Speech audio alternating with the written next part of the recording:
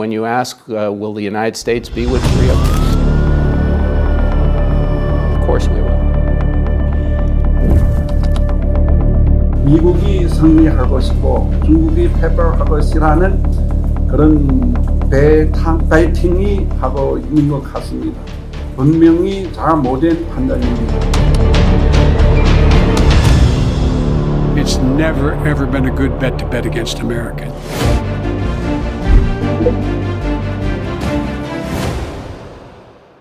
안녕하세요. SBS 통일 외교팀장 김수영 기자입니다.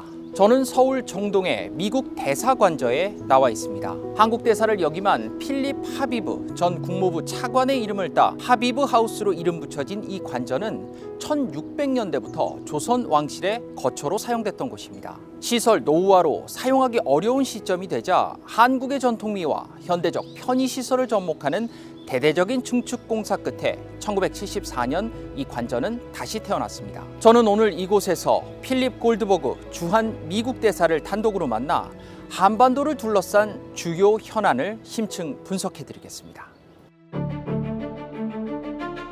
윤석열 정부가 들어서면서 외교안보 분야의 가장 두드러진 변화는 한미일의 급격한 밀착입니다. 워싱턴 선언을 도출했던 지난 4월 미국 국빈 방문에 이어 올여름 윤석열 대통령은 다시 백악관을 방문할 예정입니다. 세 나라의 가장 큰 안보 문제, 북핵 위협에 맞서기 위해서죠.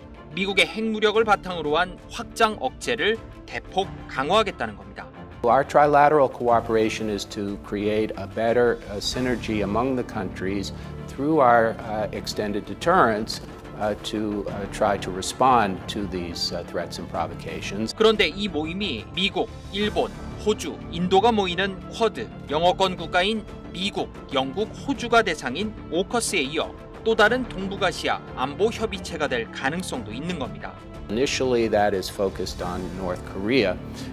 We are generally doing more regionally and globally with our allies. The trilateral aspect of it is to bring us all together as we address many common challenges. 한미일 정상의 워싱턴 회담은 바이든 대통령이 북한 김정은 위원장은 물론 중국 시진핑 주석에게도 가장 보여주고 싶어하는 장면일 겁니다.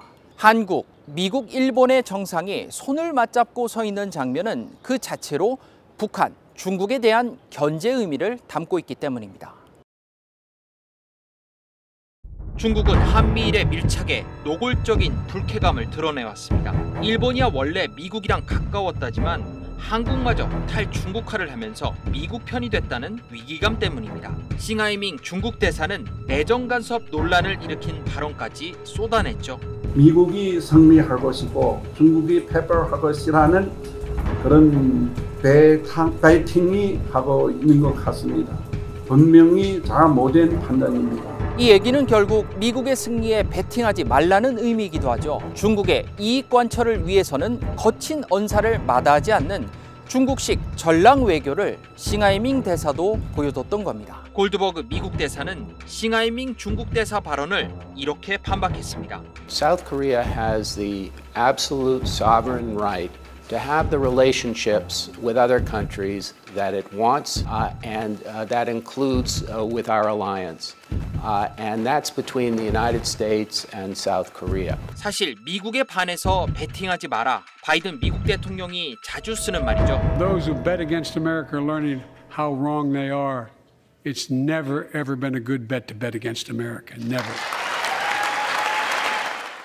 What it means is that the United States is a dependable, reliable ally, and it means that those who are predicting our decline are dead wrong. Does it also mean that Korea should bet on United States rather than China?